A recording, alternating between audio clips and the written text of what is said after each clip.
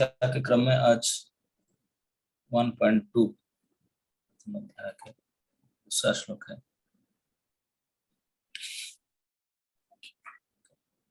संजयोवाच दृष्ट्वा तु पाण्डवानीकं व्यूढं दुर्योधनस्तथा आचार्यम् उपसंगम्य राजा वचनमब्रवीत्। संजय ने कहा, हे राजन, पांडुपुत्र द्वारा सेना की व्यूह रचना देखकर राजा दुर्योधन अपने गुरु के पास गया और उसने ये शब्द कहे। तो बात कहते हैं, धृतराष्ट्र जन्म से अंधा था, दुर्भाग्यवश वह आध्यात्मिक दृष्टि से भी वंचित था। वह यह भी जानता था कि उसी के समान उसके पुत्र भी धर्म के मामले में अंध है और उसे विश्वास था कि वे पांडव के साथ कभी भी समझौता नहीं कर पाएंगे, क्योंकि पांचों पांडव जन्म से ही पवित्र थे। फिर भी उसे तीर्थ स्थान के प्रभाव के विषय में संदेह था। इसलिए संजय युद्धभूमि की स्थिति के विषय में उसके प्रश्न के मंतव्य को समझ गया। अतः यह निराश राजा को प्रोत्साहित करना चाह रहा था। उसने उसे विश्वास दिलाया कि उसके पुत्र पवित्र स्थान के प्रभाव में आकर किसी प्रकार का समझौता करने नहीं जा रहे हैं। उसने राजा को बताया कि उसका पुत्र दुर्योधन पांडवों की सेना को देखकर तुरंत अपने सेनापति द्रोणाचार्य को वास्तविक स्थिति के बारे में अवगत कराने गया। यद्यपि दुर्योधन को राजा कहकर संबोधित किया गया, तो भी स्थिति की गंभीरता के कारण उसे सेनापति के पास जाना पड़ा। अतएव दुर्योधन राजनीतिज्ञ बनने के लिए सर्वथा उपयुक्त था, किंतु जब उसने पांडवों की व्यूह रचना देखी तो उसका यह कूटनीति व्यवहार उसके भय को छिपा ना पाया। तो अभी गीता के शुरुआत में धृतराष्ट्र ने पूछे थे संजय को, तभी संजय ने बोलना शुरू कर रहे हैं। दूसरा श्लोक में संजय बोल रहे हैं कि दुष्ट्वा तु पांडवानीकम। इस प्रथम अध्याय में 3 बार दुष्टा शब्द आया। पहली बार दुष्ट्वा तु पांडवानीकम, पांडवों की सेना को। व्यूढ़ शब्द है जो एक व्यूह रचना करके एक सैन्यगण को एक पर्टिकुलर पोजीशन लेकर के खड़ा करने से शत्रु उनको संघर्ष करने में इतना आसान नहीं होगा, व्यूह को भेद नहीं कर सकते। तो जो एक्सपर्ट कैप्टन होते हैं, सेनापति होते हैं, वो अपने सैन्यों को इस प्रकार पोजीशन में खड़ा करते हैं। ये एक युद्ध की कला है। तो पांडवों की युद्ध कला में कुशलता था, तो उन्होंने इस विशेष वज्र व्यूह रचना करके खड़े थे, जिसको देख करके दुर्योधन का पास यद्यपि सेना संख्या और सेनापति को बलवान थे, सेना संख्या भी अधिक था, लेकिन उनके अंदर में हृदय में भय पैदा हो गया कि यही से वज्र व्यूह रचना करके खड़े हैं। तो मन में भय के कारण, भय को छिपाने के लिए उन्होंने अपने गुरु और आचार्य श्री द्रोणाचार्य के पास जाकर के उनको बताया। आचार्यम उपसंगम्य, उनके पास जाकर के बताया। उनके पास जाने के अभिप्राय ये हो सकते हैं कि प्रभुपाद जी ने बोलते हैं, उनको अवगत कराया स्थिति के बारे में कि गुरुजी देखिए, ये सब आपके ही शिष्य थे, अब देखिए किस प्रकार आपके सामने खड़े। आपके student is fighting against you. उनका मतलब वो उनके अंदर द्वेष पैदा कराना चाहते थे कि आप कसकर लड़ना चाहिए। ये they are disobedient student, they are not obedient, how they can stand against you. एक द्वेष पैदा करना चाहते थे। दूसरे, स्थिति के बारे में अवगत कराना चाहते थे कि देखिए स्थिति कैसा है, तो आपको कस करके लड़ना चाहिए। ये भय आने का, दुर्योधन का मन में भय आने का क्या कारण था?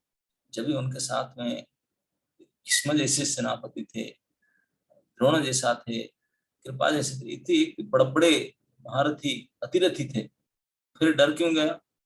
एक डरने का कारण ये होता है कि चाहे संख्या कितने बड़े हो, सामर्थ्य कितने हो, लेकिन अगर आप में यूनिटी ना हो ना, तो हार जाने का भय रहता है।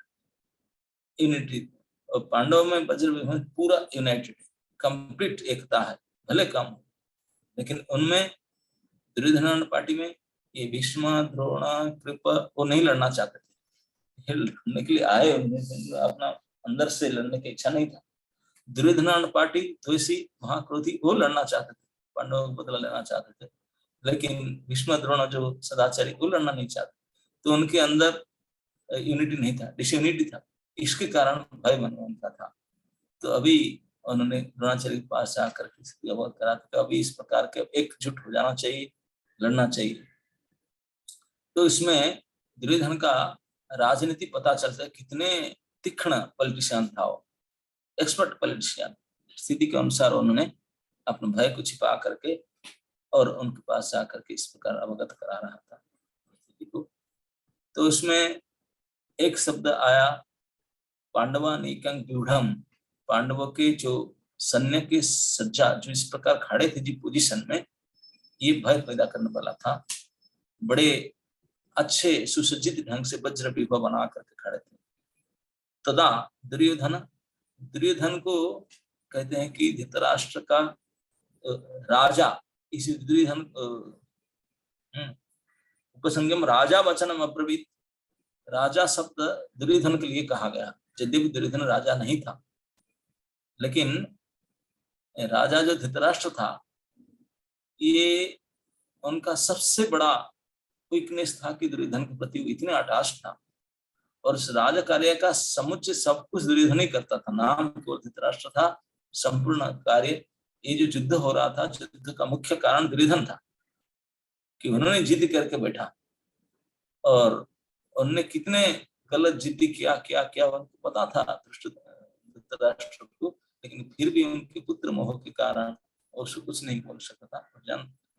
यद्यपि विदुर जी ने और अन्य कई लोगों ने उनको बता दिए, तेरे इस पुत्र के कारण तुम्हारा एक वंश ध्वंस हो जाएगा, नाश हो जाएगा, लेकिन फिर भी उन्होंने पुत्र ममता के कारण उनको रोक नहीं पाया, कुछ नहीं कर पाया। तो इसलिए राजा तो केवल नाम का था, काम का दुर्योधन था, इसलिए दुर्योधन को राजा बताते हैं।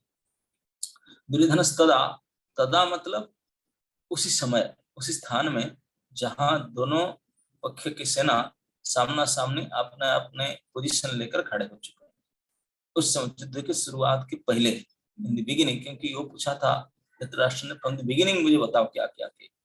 बिगिनिंग में बताते हैं कि दोनों सेना जब खड़े हो गए थे सामने सामने, सीटी बज चुका था, तब क्या हुआ कि सबसे पहले दुर्योधन पांडवों की सेना को देख करके, तदा इस समय में वहां द्रोणाचार्य के पास जाकर के वचनम अब्रवीत, केवल अब्रवीत कह देने से काम चल जाता था, बोला।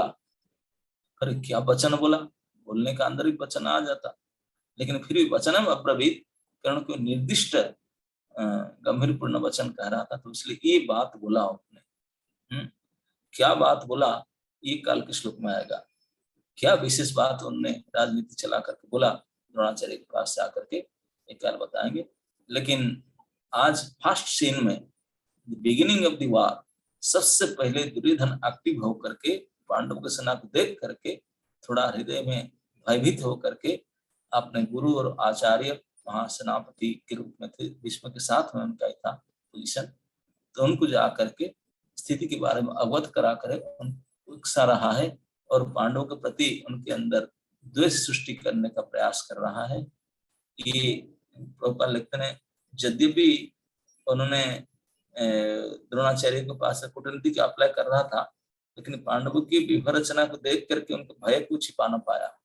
ये तो पता चली गया कि डरा हुआ है, जाकर इसलिए बता रहा है कि प्लीज। तो ये उनके अंदर के भय के कारण था, और मैं बताया कि भय इसलिए होता है कि क्योंकि उनके अंदर डिसयूनिटी था, और पांडव के अंदर यूनिटी को देखकर ही डरने वाले, भले कम हो लेकिन they are so united, and हम इतने बड़े हैं बट वी आर डिसयूनाइटेड। इसलिए भय के कारण ये राजनीति करना चाहता था, करना चाह रहा था। तो in the beginning of the Mahabharata युद्ध का सबसे पहले सीन में ये दुर्योधन एक्टिव होता है, और एक्टिवनेस का पीछे कोई मनन करे तो ही पाएगा कि उनके हृदय में भय था और वो राजनीति का एक्सपर्ट था, कूटनीति कर रहा था, द्रोणाचार्य का उकसा रहा था। हरे कृष्ण। हरे कृष्ण महाराज, थैंक यू सो मच।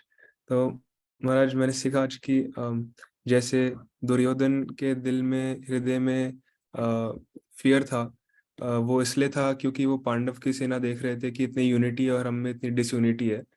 वैसे ही हमारी जिंदगी में अगर हमारे और भगवान या फिर हमारे और आपके बीच में यूनिटी नहीं होगी तो हमेशा हृदय में हमेशा हम लोग भयभीत ही रहेंगे। तो ये मेरी आज की शिक्षा थी। अगर किसी की कोई प्रश्न या फिर कोई भी लर्निंग शेयर करना चाहेगा तो प्लीज।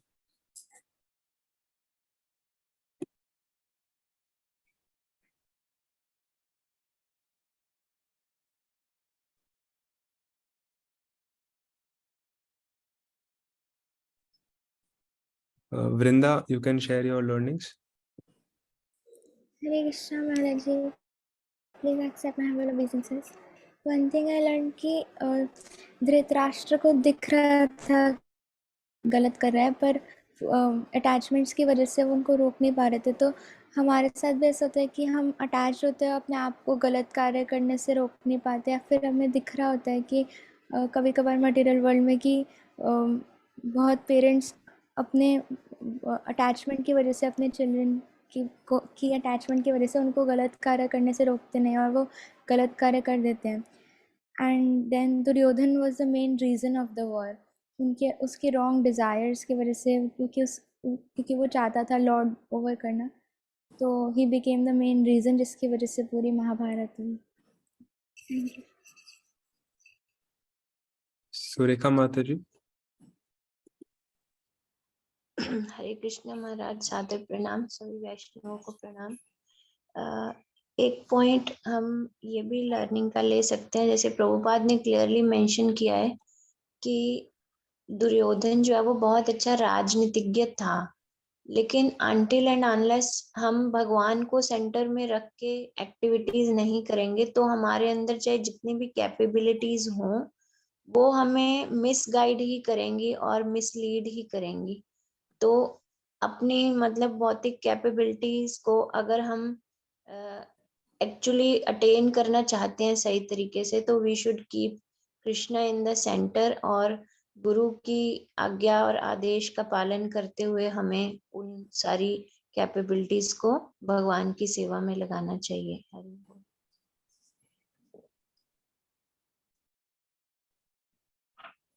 थैंक यू माता जी। गोपी। हरे कृष्णा महाराज जी, प्लीज एक्सेप्ट माय प्रणाम्स। महाराज, जैसे आपने बताया कि पोपट में लिखा था कि Dhritarashtra was blind and he was blind from spiritual vision also, वैसे ही हम भी कभी कभार अपने माइंड की वजह से ब्लाइंड हो जाते हैं और सही समझ नहीं पाते कि क्या सही है एंड क्या गलत है। एंड जब तक हमारे पास चाहे जितनी भी मटेरियली जितनी भी क्वालिफिकेशंस हो, जब तक हम कृष्णा के साथ यूनिटी नहीं रखते तो फिर सब कुछ खराब है। Thank you Maharaj ji. हरे कृष्णा। सीता कृपामयी माता जी, आपका प्रश्न था। Hare Krishna. Thank you Maharaj ji, thank you devotees. Maharaj ji, आज का जो मुझे थोड़ा और समझ आया कि श्रीला प्रभुपाद ने हमें फुल प्रोटेक्शन दे रखी। जैसे यहाँ व्यू रचना पांडवों की अच्छी है जिसको देखकर दुर्योधन डर रहा है, तो प्रभुपाद जी ने आप जैसे महाराज और सब भक्तों का संग, शास्त्रों का संग, सब कुछ हमें दे रखा है। अब हमारे लिए कि हम इस प्रोटेक्शन के अंदर रहें और उसको कृपा लें, उसके योग्य बने। आप कृपा करें। हरे कृष्णा।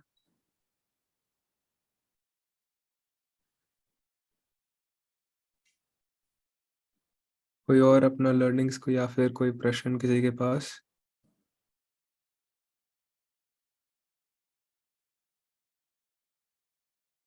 ठीक है, so thank you so much Maharaj ji for today's lesson. Let us all thank Maharaj by loudly chanting 3 times Hare Krishna Maha Mantra.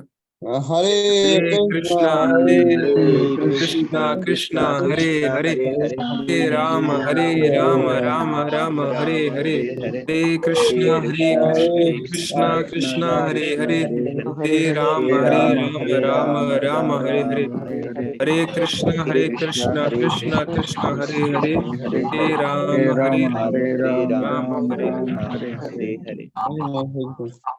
हरे। जुलनेस भक्ति आश्रय वैष्णव स्वामी महाराज की जय। भी इस प्रातःकाल में जितने भी आप श्रद्धालु जप करता है पवित्र हरिनाम की जप में जैन किए हैं, सभी के श्री चरण में मेरा विशेष प्रणाम है। वांछा कल्पतरु कृपा सिंधु पतितानां पावनेभ्यो वैष्णवेभ्यो। तो हमारे गीता के क्रम में आज 1.2 अध्याय के दूसरा श्लोक है।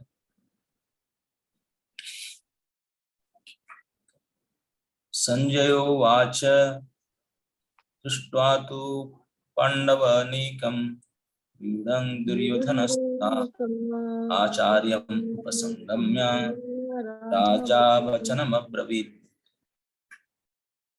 संजय ने कहा, हे राजन, पांडुपुत्र द्वारा सेना की व्यूह रचना देखकर राजा दुर्योधन अपने गुरु के पास गया और उसने ये शब्द कहे। तो बात कहते हैं, धृतराष्ट्र जन्म से अंधा था, दुर्भाग्यवश वह आध्यात्मिक दृष्टि से भी वंचित था। वह यह भी जानता था कि उसी के समान उसके पुत्र भी धर्म के मामले में अंध है, और उसे विश्वास था कि वे पांडव के साथ कभी भी समझौता नहीं कर पाएंगे, क्योंकि पांचों पांडव जन्म से ही पवित्र थे। फिर भी उसे तीर्थ स्थान के प्रभाव के विषय में संदेह था। इसलिए संजय युद्धभूमि की स्थिति के विषय में उसके प्रश्न के मंतव्य को समझ गया, अतः यह निराश राजा को प्रोत्साहित करना चाह रहा था। उसने उसे विश्वास दिलाया कि उसके पुत्र पवित्र स्थान के प्रभाव में आकर किसी प्रकार का समझौता करने नहीं जा रहे हैं। उसने राजा को बताया कि उसका पुत्र दुर्योधन पांडवों की सेना को देखकर तुरंत अपने सेनापति द्रोणाचार्य को वास्तविक स्थिति के बारे में अवगत कराने गया।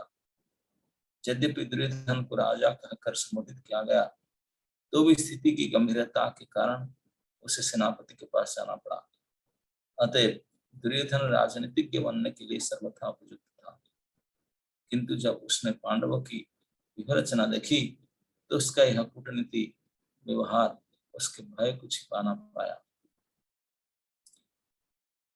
तो अभी गीता के शुरुआत में धृतराष्ट्र ने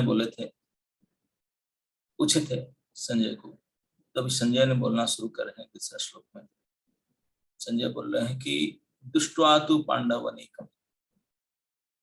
इस प्रथम अध्याय में 3 बार दुष्टा शब्द आया है। ये पहली बार दुष्ट्वा तु पांडवानीकम, पांडवों की सेना को। व्यूढ़ शब्द है जो एक व्यूह रचना करके एक सैन्यगण को एक पर्टिकुलर पोजीशन लेकर के खड़ा करने से शत्रु उनको संघर्ष करने में इतना आसान नहीं होगा, व्यूह को भेद नहीं कर सकते। तो जो एक्सपर्ट कैप्टन होते हैं, सेनापति होते हैं, वो अपने सैन्यों को इस प्रकार पोजीशन में खड़ा करते हैं। ये एक युद्ध की कला है। तो पांडवों की युद्ध कला में कुशलता था, तो उन्होंने इस विशेष वज्र व्यूह रचना करके खड़े थे, जिसको देख करके दुर्योधन के पास यद्यपि सेना संख्या और सेनापति को बलवान थे, सेना संख्या में अधिक था, लेकिन उनके अंदर में हृदय में भय पैदा हो गया कि यही से वज्र व्यूह रचना करके खड़े हैं। तो मन भय के कारण, भय को छिपाने के लिए उन्होंने अपने गुरु और आचार्य श्री द्रोणाचार्य के पास जाकर के उनको बताया। आचार्यम उपसंगम्य, उनके पास जाकर के बताया। उनके पास जाने के अभिप्राय ये हो सकते हैं कि प्रभुपाद जी ने बोलते हैं उनको अवगत कराया स्थिति के बारे में कि गुरुजी देखिए ये सब आपके ही शिष्य थे, अब देखिए किस प्रकार आपके सामने खड़े, आपके student is fighting against you. उनका मतलब वो उनके अंदर द्वेष पैदा कराना चाहते थे कि आप कसकर लड़ना चाहिए, ये they are disobedient student, they are not obedient, how they can stand against you। एक द्वेष पैदा करना चाहते थे। दूसरे स्थिति के बारे में अवगत कराना चाहते थे कि देखिए ये स्थिति कैसा है, तो आपको कस करके लड़ना चाहिए। ये भय आने का, दुर्योधन का मन में भय आने का क्या कारण था? जब भी उनके साथ में भीष्म जैसे सेनापति थे, द्रोण जैसा थे, कृपा जैसे थे, इतने बड़े महारथी अतिरथी थे, फिर डर क्यों गया? एक डरने का कारण ये होता है कि चाहे संख्या कितने बड़े हो, सामर्थ्य कितने हो, लेकिन अगर आप में यूनिटी ना हो ना, तो हार जाने का भय रहता है। यूनिटी, और पांडव में वज्र पूरा यूनाइटेड, कंप्लीट एकता है, भले कम हो, लेकिन उनमें दुर्योधन पार्टी में ये भीष्म द्रोण कृपा वो नहीं लड़ना चाहते थे, लड़ने के लिए आए, अपना अंदर से लड़ने की इच्छा नहीं था। दुर्योधन पार्टी द्वेषी महाक्रोधी वो लड़ना चाहते थे, पांडवों को बदला लेना चाहते थे, लेकिन भीष्म द्रोण जो सदाचारी वो लड़ना नहीं चाहते, तो उनके अंदर यूनिटी नहीं था, डिसयूनिटी था, इसके कारण भय मन में उनका था। तो अभी उन्होंने द्रोणाचार्य के पास जाकर के अवगत करा था, अभी इस प्रकार के एकजुट हो जाना चाहिए, लड़ना चाहिए। तो इसमें दुर्योधन का राजनीति पता चलता है, कितने तीक्ष्ण पॉलिटिशियन था वो, एक्सपर्ट पॉलिटिशियन। स्थिति के अनुसार उन्होंने अपने भय को छिपा करके और उनके पास जाकर के इस प्रकार अवगत करा रहा था स्थिति को। तो उसमें एक शब्द आया पांडवानीकं व्यूढ़म, पांडवों के जो सैन्य के सज्जा जो इस प्रकार खड़े थे जी पोजीशन में, ये भय पैदा करने वाला था। बड़े अच्छे सुसज्जित ढंग से वज्र विभव बना करके खड़े थे। तदा दुर्योधन को कहते हैं कि धृतराष्ट्र का राजा, इसी दुर्योधन उपसंगम राजा वचनम अब्रवीत, राजा शब्द दुर्योधन के लिए कहा गया, यद्यपि दुर्योधन राजा नहीं था, लेकिन राजा जो धृतराष्ट्र था, ये उनका सबसे बड़ा वीकनेस था कि दुर्योधन के प्रति इतने अटाच था, और उस राज कार्य का समुच्चय सब कुछ दुर्योधन ही करता था, नाम केवल धृतराष्ट्र था, संपूर्ण कार्य, ये जो युद्ध हो रहा था, युद्ध का मुख्य कारण दुर्योधन था कि उन्होंने जिद करके बैठा, और उन्होंने कितने गलत जिद्दी किया उनको पता था धृतराष्ट्र को, लेकिन फिर भी उनके पुत्र मोह के कारण उसको कुछ नहीं बोल सकता था। यद्यपि विदुर जी ने और अन्य कई लोगों ने उनको बता दिए, तेरे इस पुत्र के कारण तुम्हारा एक वंश ध्वंस हो जाएगा, नाश हो जाएगा, लेकिन फिर भी उन्होंने पुत्र ममता के कारण उनको रोक नहीं पाया, कुछ नहीं कर पाया। तो इसलिए राजा तो केवल नाम का था, काम का दुर्योधन था, इसलिए दुर्योधन को राजा बताते हैं।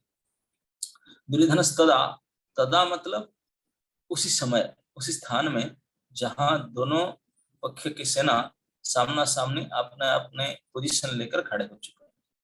उस युद्ध की शुरुआत के पहले, इन द बिगिनिंग, क्योंकि वो पूछा था धृतराष्ट्र ने, फ्रॉम द बिगिनिंग मुझे बताओ क्या क्या किया। बिगिनिंग में बताते हैं कि दोनों सेना जब खड़े हो गए थे सामने सामने, सीटी बच चुका था, तब क्या हुआ कि सबसे पहले दुर्योधन पांडवों की सेना को देख करके तदा इस समय में वहां द्रोणाचार्य के पास जाकर के वचनम अब्रवीत, केवल अब्रवीत कह देने से काम चल जाता था, बोला। अरे क्या वचन बोला, बोलने का अंदर ही वचन आ जाता, लेकिन फिर भी वचनम अब्रवीत कारण कोई निर्दिष्ट गंभीरपूर्ण वचन कह रहा था, तो इसलिए ये बात बोला उन्होंने। क्या बात बोला ये काल के श्लोक में आएगा, क्या विशेष बात उन्होंने राजनीति चला करके बोला द्रोणाचार्य के पास जाकर के, एक काल बताएंगे। लेकिन आज फर्स्ट सीन में बिगिनिंग ऑफ द वॉर, सबसे पहले दुर्योधन एक्टिव होकर के पांडव की सेना को देख करके थोड़ा हृदय में भयभीत होकर के अपने गुरु और आचार्य महासेनापति के रूप में थे, भीष्म के साथ में उनका ही था पोजीशन, तो उनको जा करके स्थिति के बारे में अवगत करा कर उनको उकसा रहा है और पांडवों के प्रति उनके अंदर द्वेष सृष्टि करने का प्रयास कर रहा है। ये प्रभुपाद लिखते हैं, यद्यपि उन्होंने द्रोणाचार्य के पास कूटनीति का अप्लाई कर रहा था, लेकिन पांडवों की व्यूह रचना को देख करके उनको भय को छिपा ना पाया। ये तो पता चली गया कि डरा हुआ है, जाकर इसलिए बता रहा है कि प्लीज। तो ये उनके अंदर के भय के कारण था, और मैं बताया कि भय इसलिए होता है कि क्योंकि उनके अंदर डिसयूनिटी था, और पांडव के अंदर यूनिटी को देखकर ही डरने वाले, भले कम हो लेकिन they are so united, and हम इतने बड़े हैं बट वी आर डिसयूनाइटेड। इसलिए भय के कारण ये राजनीति करना चाहता था, खेलना चाह रहा था। तो in the beginning of the Mahabharata युद्ध का सबसे पहले सीन में ये दुर्योधन एक्टिव होता है, और एक्टिवनेस का पीछे कोई मनन करे तो ही पाएगा कि उनके हृदय में भय था, और वो राजनीति का एक्सपर्ट था, कूटनीति कर रहा था, द्रोणाचार्य का उकसा रहा था। हरे कृष्ण। हरे कृष्ण महाराज, थैंक यू सो मच। तो महाराज मैंने सीखा आज कि जैसे दुर्योधन के दिल में, हृदय में फियर था, वो इसलिए था क्योंकि वो पांडव की सेना देख रहे थे कि इतनी यूनिटी है और हम में इतनी डिसयूनिटी है। वैसे ही हमारी जिंदगी में अगर हमारे और भगवान या फिर हमारे और आपके बीच में यूनिटी नहीं होगी तो हमेशा हृदय में हमेशा हम लोग भयभीत ही रहेंगे। तो ये मेरी आज की शिक्षा थी। अगर किसी की कोई प्रश्न या फिर कोई भी लर्निंग शेयर करना चाहेगा तो please.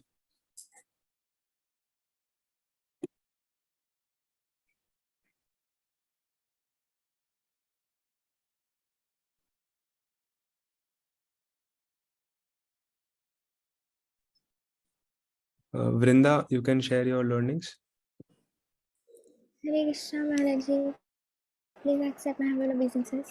One thing I learned कि धृतराष्ट्र को दिख रहा था गलत कर रहा है, पर अटैचमेंट्स की वजह से वो उनको रोक नहीं पा रहे थे। तो हमारे साथ भी ऐसा होता है कि हम अटैच होते हैं, अपने आप को गलत कार्य करने से रोक नहीं पाते, या फिर हमें दिख रहा होता है कि कभी कभार मटेरियल वर्ल्ड में कि बहुत पेरेंट्स अपने अटैचमेंट की वजह से अपने चिल्ड्रन की अटैचमेंट की वजह से उनको गलत कार्य करने से रोकते नहीं, और वो गलत कार्य कर देते हैं। And then Duryodhan was the main reason of the war, उसके रॉन्ग डिज़ायर्स की वजह से, क्योंकि वो चाहता था लॉर्ड ओवर करना, तो he became the main reason जिसकी वजह से पूरी महाभारत हुई। Thank you. सुरेखा माता जी। हरे कृष्ण महाराज, सादर प्रणाम, सभी वैष्णवों को प्रणाम। एक पॉइंट हम ये भी लर्निंग का ले सकते हैं, जैसे प्रभुपाद ने क्लियरली मेंशन किया है कि दुर्योधन जो है वो बहुत अच्छा राजनीतिज्ञ था, लेकिन अनटिल एंड अनलेस हम भगवान को सेंटर में रख के एक्टिविटीज नहीं करेंगे तो हमारे अंदर चाहे जितनी भी कैपेबिलिटीज हों वो हमें मिसगाइड ही करेंगी और मिसलीड ही करेंगी। तो अपनी मतलब भौतिक कैपेबिलिटीज को अगर हम एक्चुअली अटेन करना चाहते हैं सही तरीके से, तो we should keep Krishna in the center, और गुरु की आज्ञा और आदेश का पालन करते हुए हमें उन सारी कैपेबिलिटीज को भगवान की सेवा में लगाना चाहिए। हरि बोल।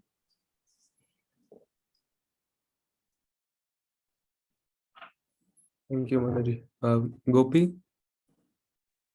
हरे कृष्णा महाराज जी, प्लीज एक्सेप्ट माय प्रणाम्स। महाराज, जैसे आपने बताया कि पोपट में लिखा था कि Dhritarashtra was blind and he was blind from spiritual vision also, वैसे हम भी कभी कभार अपने माइंड की वजह से ब्लाइंड हो जाते हैं और सही समझ नहीं पाते कि क्या सही है एंड क्या गलत है। एंड जब तक हमारे पास चाहे जितनी भी मटेरियल, जितनी भी क्वालिफिकेशंस हो, जब तक हम कृष्णा के साथ यूनिटी नहीं रखते तो फिर सब कुछ खराब है। Thank you Maharaj ji. हरे कृष्णा।